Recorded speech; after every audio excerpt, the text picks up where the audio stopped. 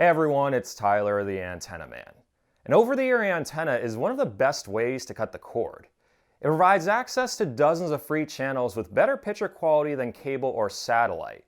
However, there are several mistakes people will make when setting up an antenna for the first time that can really mess up their reception.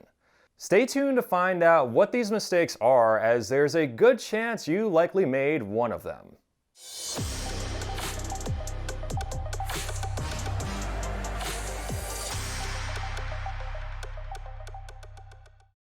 If you're seeing me for the first time, make sure to subscribe to my YouTube channel and hit that little bell icon to receive a notification whenever I post a new video.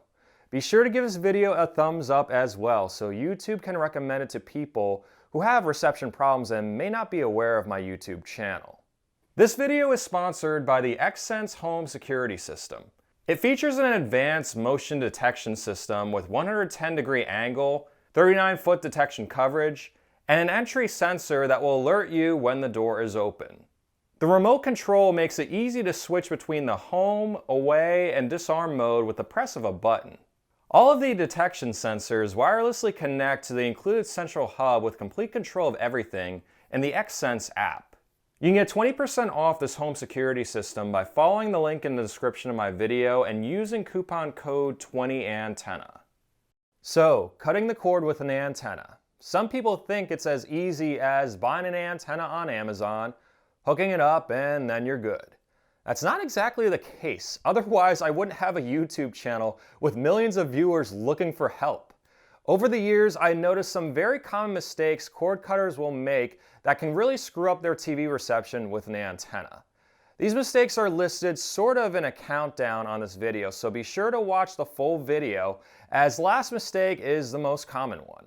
The first mistake I'm going to mention in this video that people make when using an antenna is that they point the antenna incorrectly. Most antennas, including those labeled as multi-directional, are in fact directional. They need to be pointed towards the broadcast towers for best results. Sometimes people will point the antenna towards the nearest city, not realizing they may actually be picking up broadcast repeaters from another direction. Three main websites that are great to determine where the closest broadcast towers are include antennaweb.org, the FCC DTV reception maps, and rabbitears.info.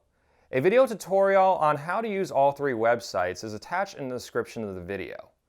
You always want to make sure the antenna is pointed towards the major ABC, NBC, CBS, and Fox stations that usually come from one main direction. If you see a channel or two in another direction, just ignore it, because it's more important to get reliable reception of the stations you watch the most than to sacrifice reception for what might be a low-powered religious or independent channel. I highly recommend using some kind of TV tuner or signal meter when setting up an antenna.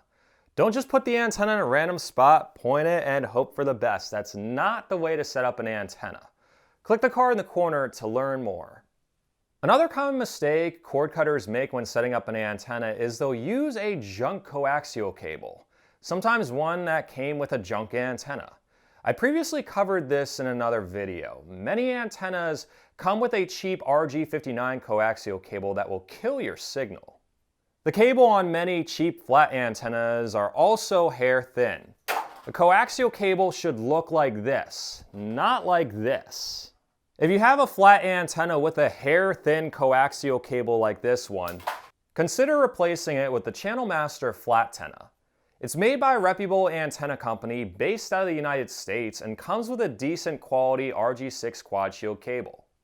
Another way people with an antenna mess up their reception is by using an unpowered splitter like this.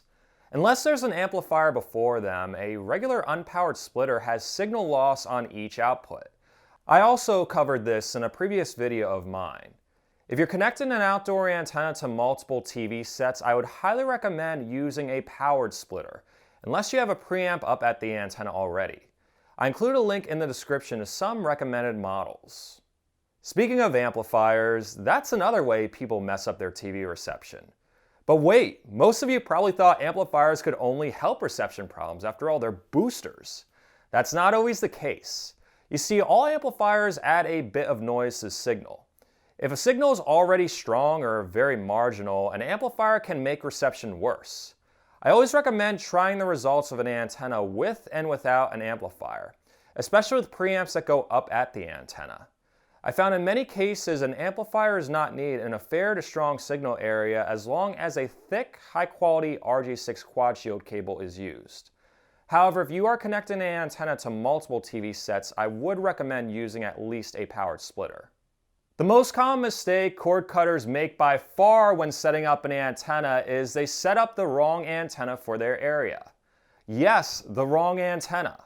I found this after running over 5,000 reception reports for people across the country with my antenna recommendation service. Most people don't set up the right antenna the first time. You see, antennas are very area specific. The model you need really depends on the frequencies and signal strength in your area. I see a lot of people in rural areas purchase a small directional antenna like this since the model claims 70-mile range without realizing they purchased a very basic small directional antenna that's not strong enough for the weak signals in their area. The same goes for people who have a lot of trees in their area. You do not want an itty-bitty small directional antenna like this when the signal is fluctuating around every time the wind blows. I won't get into too many more details, VHF and UHF, as I explain this in every antenna review of mine. But you really need to understand the TV frequencies in your area and how certain antennas work with them. If you want the best antenna for your area, consider an antenna recommendation from me on my website at antennamanpa.com. I run a reception report at your location, take a look at the frequencies and signal strength, and tie the report to a specific antenna that will work best for your area based on my experience testing out close to 100 antenna models and physically installing them in 4TV markets. I don't like to toot my own horn, but this service is very valuable for cord cutters. I rarely get follow-ups after recommending an antenna for someone because they usually end up getting the best reception and don't have any issues, even if they are in a trickier area. The only follow-ups I really get is positive feedback from people. So there you go. 5 common mistakes cord cutters make when setting up an antenna for the first time. If you made one of these mistakes, go back and correct it. If you still have reception problems, you may need a better antenna setup. You're free to use my YouTube channel as a resource, or you can sign up for an antenna recommendation on my website. Thanks again for watching this YouTube video. An additional thanks to everyone who supports me on Patreon or is a member of my YouTube channel. If my videos have helped you cut the cord, or if you just think they're cool and would like to support them while gaining exclusive perks, such as behind-the-scenes content, access to my videos ad-free 1 day early, and direct contact with me, visit patreon.com/antennaman or click the join button in this video. If you're on Facebook, you can like my Facebook page at facebook.com/antennamanpa, where you can share this video and help prevent people from making one of these common mistakes that I mentioned in the video. If you're not on Facebook and would like to receive emails on whenever I post new videos, you can also sign up to my email list. I attached a link in the description of the video. Stay tuned to my YouTube channel for more cord cutting and antenna related information, and have an awesome day.